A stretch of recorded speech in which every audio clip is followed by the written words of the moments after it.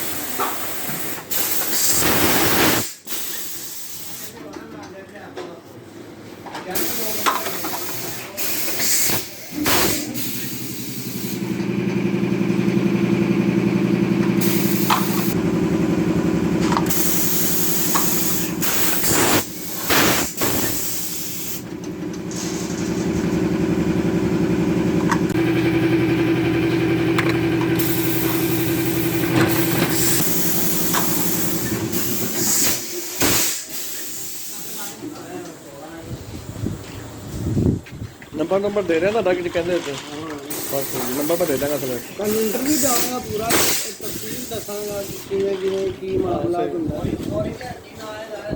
business idea ਦਾਂਗੇ ਪੂਰਾ